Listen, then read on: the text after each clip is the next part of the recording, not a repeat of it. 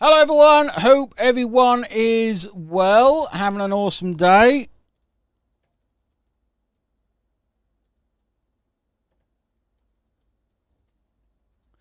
Having an awesome day. Let me know who is watching. Let's see if I can tag people in. Let's make sure we are live.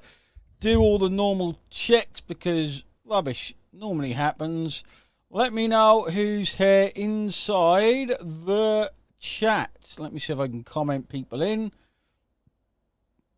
Get everyone on. Let me know who's watching the Mega Hot Seat inside the chat. There we go. I tag everyone in. Let everyone know we are live. Les, hope you're well. Detlev, hope you're well. Let me know who else is here. Hopefully we have millions upon millions of people. If not, a few would be good. If not, 40 or 50 would be good. If we can't get millions, 40 or 50 would be quite handy.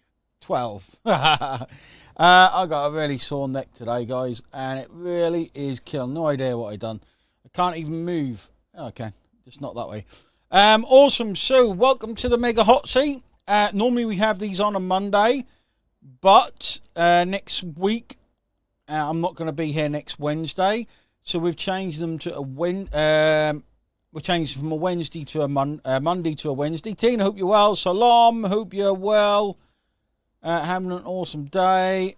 Tanpu, Shervin. Let's see these numbers go up. The more you comment, guys, the more you comment, the more people see this. The more people see it, the more people are going to get value from this, okay? So it's brilliant to get as many people as possible to see this, okay? Now, today I've got a special guest, okay? Hasn't been with us all that long. Actually made his first high ticket, which is awesome.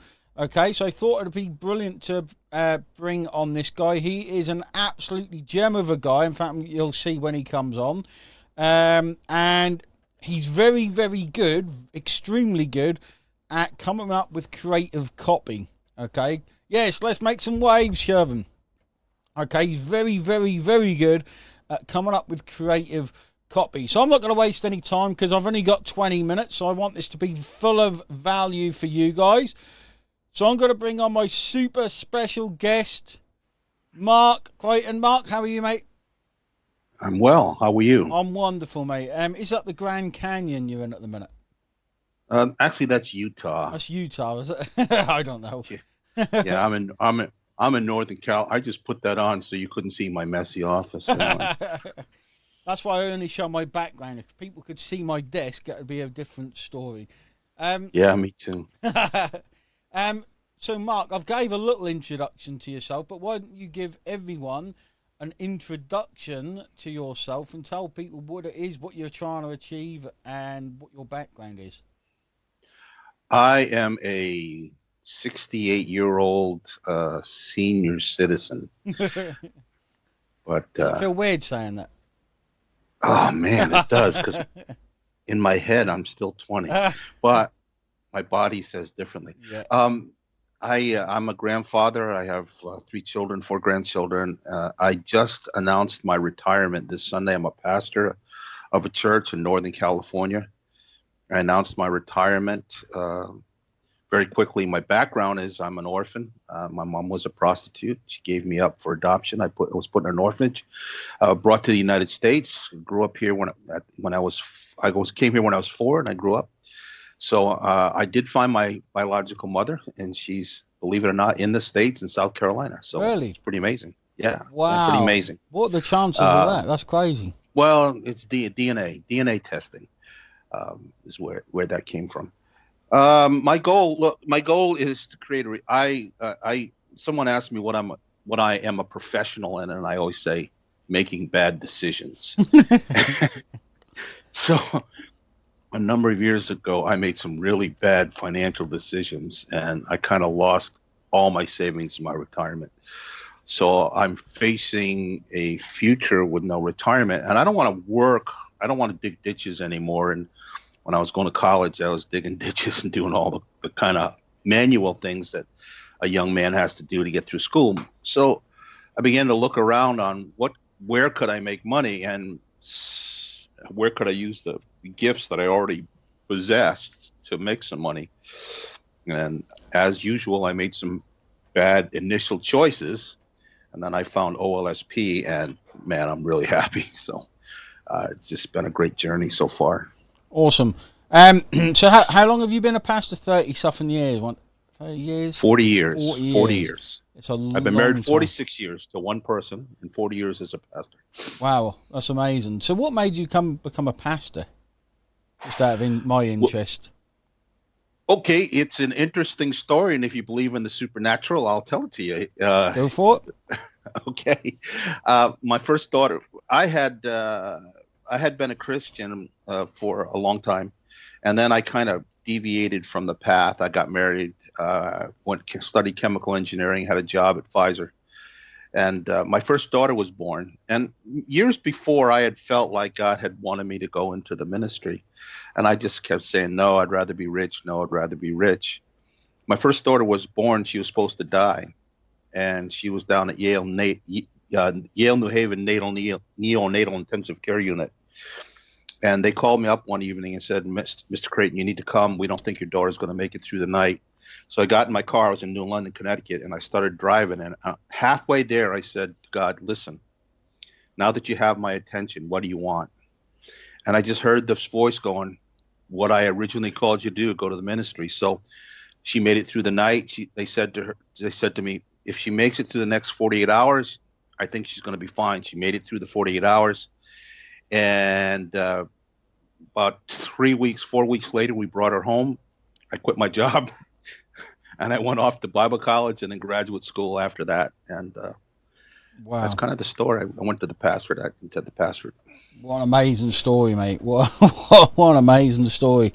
Something tells me you're full of stories. Something tells me you're I'm a absolutely. storyteller. Yeah. I'm a storyteller. So I've got loads of questions, which I have to ask guests, but I want to take this off on a tangent, okay?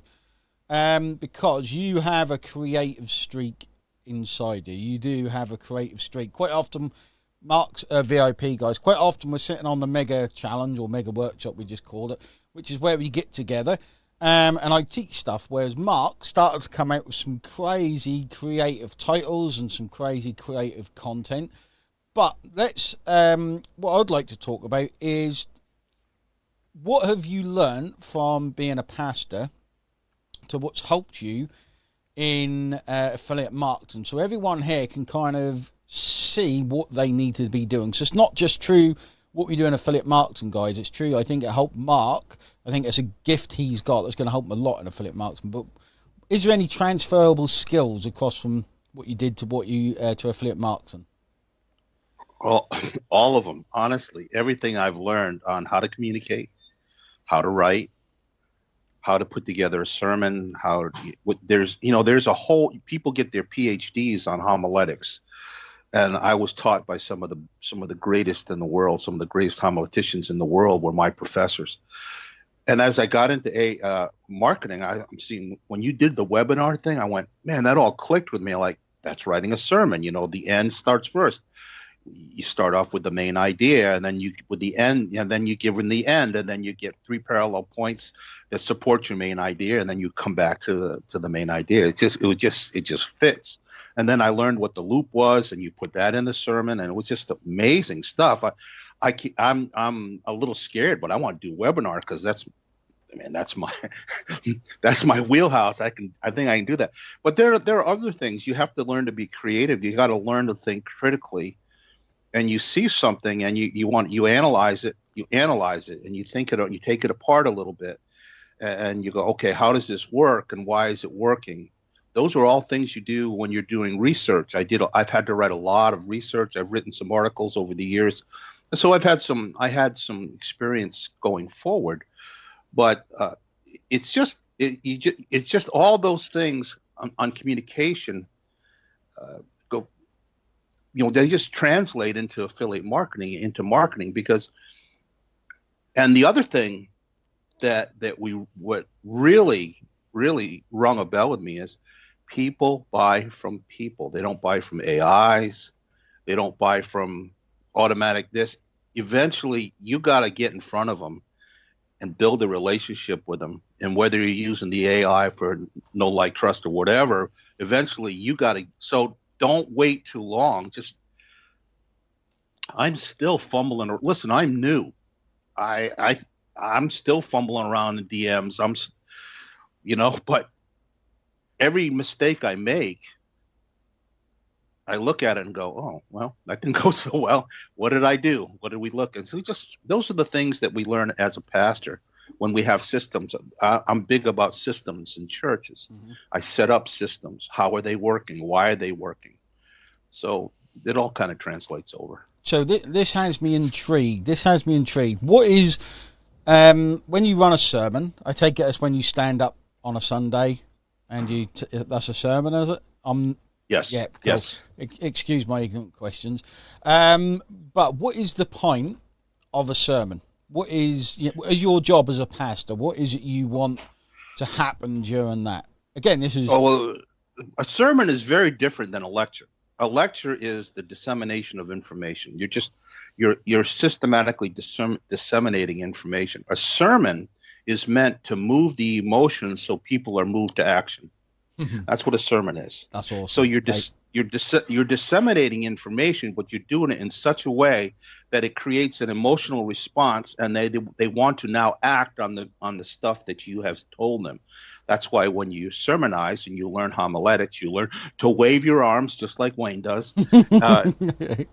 There's a certain way to do it. You see, I'm talking. People think I'm Italian, but you see, I'm talking. I use my hands. Well, that's very important. Sometimes when I'm trying to make a point, and I don't do this on purpose, after a while it becomes second nature, but I'll stand there and go, well, as we go through this, it's interesting, and I'll go, it's interesting. And that people have to refocus their attention every 7 to 14 seconds. Mm-hmm. So if you're just still, they're going to go somewhere else. So that's part of the psychology and the mastery of it's called an art for a reason. It is an art. So that's mastering public speaking is really pretty crazy. I heard this kind of a joke.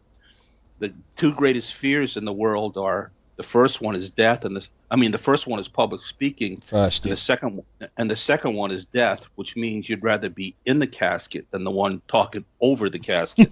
So So what? Say that saying again, mate. What your job is? Say that again, because this is important for people to. My job as a sermon, yeah, is to disseminate information in such a way that it creates an emotional response, and people will be moved to action because of the information that I've disseminated and how I've talked to them about it. Okay, this is what's interesting, guys. Okay, and what's really interesting about what Mark just says, it's the exact same thing as sales. Okay, the exact same, almost the same thing. Obviously, I suppose in a way, what you're trying to move people towards is an emotional connection with God. Is that kind of what you're trying to? Well, yeah, you're moving them to emotional connection, but you're leading them. One of the things you talk about is helponomics. Mm-hmm. Well, part of sermonizing is to lead them to a better life. If I give you 4 principles of living, like I'm writing a book right now called 12 Principles of Self-Leadership. That's not going to be the title, but it's going to be an ebook, and I've just finished my 3rd chapter. And what I'm trying to do, just like you, if we're really, if this isn't just about, cutthroat making money, if we're really serious about helping people, okay, then that comes across as when we talk, and we want to move them in that direction so that we can help them. So they have pain. Well, people come into church with pain. I have marital problems. I got relational problems. I got financial problems. I got problems with my mother-in-law. If we can give them principles from the Bible, from God's word, to live their life every day in a way that they have, I say we all want to live a life of joy, purpose, and meaning, and here's how we get there. So that's amazing, man. I love that. That's beautiful. And that is pretty much so. What I see my job as, guys, if you're not in VIP or anything else, you probably haven't heard me say this before. But my job, okay, Mark, you may have heard me say this. My job is to get people motivated to take action. My job is to get you guys, okay, when I try and sell something, I want you guys to believe that you can do it, okay? That's one of my goals, to actually get to people to believe in themselves, because then they're more likely going to follow through. They're then more likely to take action and jump on and buy. Okay, so my job is very similar to Mark's. Obviously, Mark's is much broader and much bigger than what we do, especially because I imagine you've got a great congregation and you can lead those people to live a better life. It's kind of what I think we're trying to achieve as well, just different in a different way. And it's interesting how they are similar. They're not the same, but they are similar. Is that what you kind of think with what we do? It's kind of like the skills are similar. They're so similar, it's quite scary, isn't it? It is similar. The psychology is similar. What was The one thing I would say, Wayne, is if you're insincere, people will pick that up in a heartbeat. They do, 100%. If you're just there for yourself to make as much money as possible, like that, people pick that up. What was that word you used? Helmonomics? Not like the word you Homiletics. Homiletics. What is that? I'm curious what that is. Well, a homily is speaking. Homiletics is the study of speaking. Wow, I didn't realize that was a thing. You can people get their doctorate from in homiletics. Just for wow, okay, I never heard that saying before. Justin, I just started my first commission literally overnight. Well done, Justin. That's pretty awesome. So, what can you share with people? What can you share? Because you've got 40 years experience. What can you share with people who maybe lose a bit of hope, or they don't see the big picture, or they're only just started their journey? Literally, they're on day one. They see people doing very well, and they keep trying day after day. They try 10 days in a row or something. They're not getting results, and they look at other people and think, well, how come they can all do it? What would you say to those people about, I try and tell people, look, it took me 5 years to make my first commission.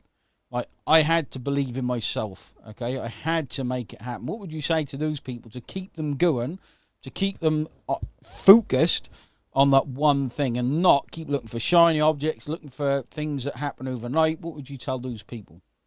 Well, I can tell them a true story that a friend of mine told me. You and your stories are fantastic. This is a true story. He was I don't know if you don't know it, but there's a place in Washington State called Bremerton, and it's a huge naval base.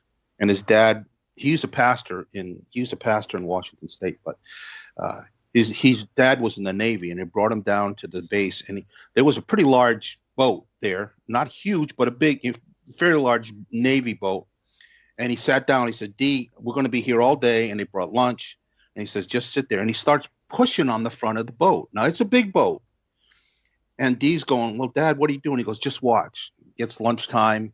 And he says he's still pushing on the boat like this. He goes, "Oh, come on.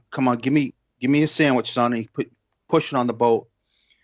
And D's going off and he's playing. He's just a kid. And he's, Dad's pushing on the boat. Finally, it's getting dark. And he goes, "Dad, we got to go home. Mom's going to have dinner." He goes, just a minute, son." He goes, and about 20 minutes later, he goes, that boat moved. It moved backwards. And he said, "Son, I built up energy in that boat all day long. I built up kinetic energy like this all day long. If I had quit 1 second before, it wouldn't have moved." And he looked at him, he goes, "Don't quit too soon." That's all I can tell people.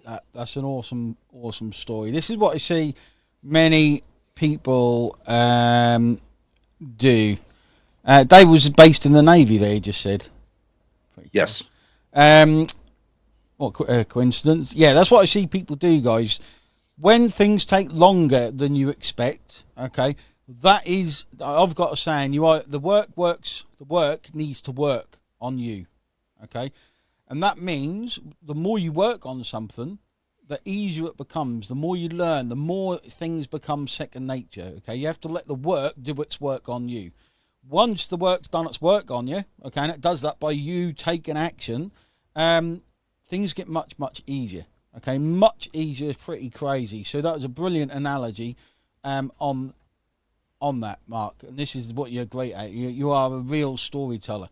In fact, let's talk about telling stories. How important is that, do you think, in affiliate marketing? Because I want people to realise how important your story is in affiliate marketing, into build an influence. Have you got anything that you can relate maybe back to your past days? Absolutely. Absolutely. Here's one of the things. When you give a sermon, those stories come from my life. Okay. One of the things that the most effective stories that I tell are stories I get permission from my family. I used to not get permission, and then I'd hear things like, "I can't believe you said that, Dad." But I get permission, and it's those personal stories in your life that connect with people because because they're struggling. So let me give you an example. My son, when he was little, I'm on a perpetual diet because I'm perpetually chubby, but my son is skinny. And when he was little, he was called. We used to call him Stick Boy. But I have a wonderful relationship with all my children. I mean, just really close. They call me all the time to pray and to talk almost every day. But when he was little, when he would get upset, I would grab him and pull him up, and I'd put his forehead to my forehead, and we'd just talk. Well, that's how God wants to be with us. He wants us to have that close relationship with him and just talk with us. But can you see how that personal thing from my life makes a connection, and people then go, "Oh, God wants to do that. Our Father in heaven wants to do that for us." So when you're telling a story, don't look for someone else's story. Every single one, I don't know how many people are listening, but I'll tell you, every single one of you today has a story, a powerful story.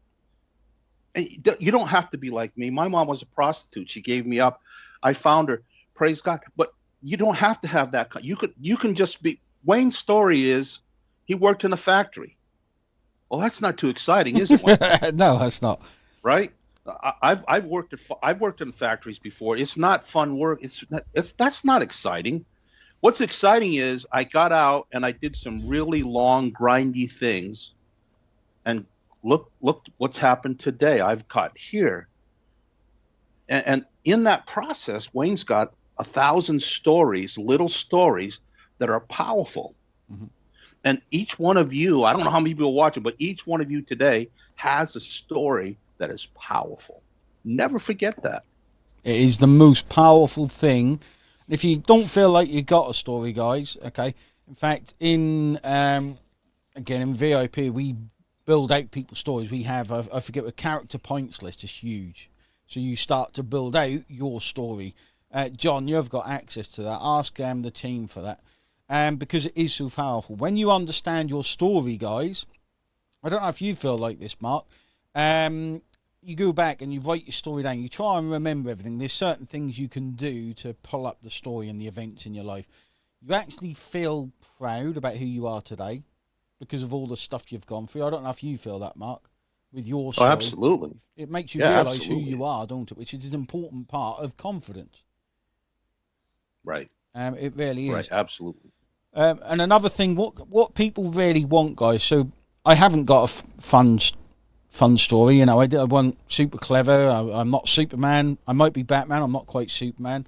But your story is your story. People aren't looking for a superhero story. What they're looking for, they kind of are in a way, like factory worker to millionaire. It's kind of like a zero to hero story. But what they're really looking for, guys, okay, is people are looking to be understood. Okay, that's what people are looking for. They're looking to be understood, and you can portray that with stories. So I talk about the factory job, okay, because I know that many people have factory jobs. Okay, I know many people have those factory jobs, and you won't believe how many people. So Ian on the call, we've created a connection talking about haircuts. I don't actually know where that come from. I have no idea, but we've created a relationship through picking hair. I don't know how that happened. And that's just through, you're trying to build this affinity with people through storytelling, guys. Okay, it really is super, super important. Once you start, you go off at tangents, remembering all the bits you've forgotten. It's amazing. Exactly. When you start writing down your story, it makes you proud. And do this, guys, okay? There is, I can't think of any books. Maybe Mark can think of a book that is good for storytelling. Pretty much any fiction. No, I can't think of. Or one of the best ways to increase your brain power is to read. Even if it's for 2 or 3, if you can't read a long time, take 3 minutes a day and read something, and you'll get. It's disciplining your mind is very important, and if you don't discipline your mind when the difficult times come, and there's going to be some. I mean, frustration is a daily. I say that frustration is a daily thing with me, but it's also my friend that pushes me forward. Well, that it wouldn't be my friend if I didn't know what it was, and I've read what it was, and so you have to read a little bit, and even if you're just reading stories. I mean, read science fiction, read sword and sorcery. Ladies, read love novels if you want. Yeah. But just reading is really good, and in reading stories, you'll pick up ideas. You go, wow, that's cool. That's a cool idea. Yeah, that's neat. So yeah. Science fiction, fictional stories are brilliant for storytelling, guys. A lot of people think you need to read like a business book. You don't. Okay, if you want to know about how to take someone on a journey, watch your favorite film. Okay, you think of Hollywood films. Okay, it's always about the main character, i.e. that could be you in the affiliate marketing game. It's always about the main character. And if you notice, the first 30 minutes of the film is telling that main character's story. Okay, why do you think they do that? They do that so you build that know, like, and trust with that main character. So when he becomes the hero, or he gets killed off, or he becomes the murderer or something, you feel something towards that person. You feel something. This is the whole point of Hollywood, guys. When you start looking at it through these glasses, everything about human nature, I think, starts becoming much clearer about how much we love stories, how much we love the underdog to, I don't know what you call it, rags to riches stories. People love that. Okay, people love that. If you can't pay for VIP lovers, there's loads of stuff out there. Ask questions. Q&A's every Friday. We do tons of stuff. Okay, if you can't afford to join VIP. But ask. Okay, simply ask the question. Okay, exactly. You're living your story right now, Paul. That's what I love. Another quick tip. If you ever get stuck for content, okay, go out and create your story. Okay, start your journey and report on it. Okay, one of the biggest marketers are they internet marketers? They're a marketer, not an internet, partly internet marketer. Alex Hormuzzi, okay, he became super successful because he did the work and reported on it. Okay, he did the work, he built his story and he reported on it. And now he's someone I highly respect because he did the work and he reported on it every step of the way. Okay, so you can create your journey in your story as you actually go. Okay. Cool. Any questions, guys? I've got 2 minutes. Because I have a call in 2 minutes. Mark, it's been a fantastic call, mate. I love speaking to you. Because of your stories, I think. All the time you're telling stories, you're creative. I think you're going to do extremely well. Can you leave words of wisdom to all the 4,682 people watching? Oh, he's only 40. Oh, okay. Well, anyway, listen, I pastored a real large church, and I left that to be a missionary for 20 years. And I started 3 churches from zero, and I knew nothing about it when I started. I knocked on the first church I ever, I'll do this real quick. The first church I ever started, I knew nothing. My son and I knocked on 5,000 doors. Hi, my name's Mark. I'm starting a church. Would you be interested? Slam. If you could do it wrong, don't quit. That's what I can just don't quit. Just keep at it, and we'll help. And if it takes longer, it's okay. It just don't quit. What an amazing attitude. And I'm guessing you did whatever it took to become successful. Yes. Yep, we did. Which is amazing, mate. This is why I feel really proud to know you, mate, because it takes that determination. You have to knock on those 5,000 doors. You have to knock on 10,000 doors if it takes that. Whatever it takes to be successful, that is what you need to do. Okay. For example, someone saying at the start of it, first commission, thank you so much. Well, it wasn't me. That was you. Okay. Justin, take ownership of your wins and take ownership of your losses. When you do that, okay, you'll realise maybe you're not working hard enough. Okay. Maybe you're not doing enough. Okay. Take responsibility for yourself. Okay. Mark, I absolutely enjoyed it, mate. I could sit here speaking to you all day, but I get to speak to you again Friday. Get out there, guys. Crush it. And thanks, Mark, everyone. Try and get people to watch this one, guys. If you know, you can tag someone in who needs to see this, because Mark is such a good guy, and he's creative and he loves telling stories. His stories are amazing. Okay. Mark, thanks very much, mate. It's been thoroughly Thank you. enjoyable. Thanks, guys. Take Appreciate care. it. Bye-bye. Bye.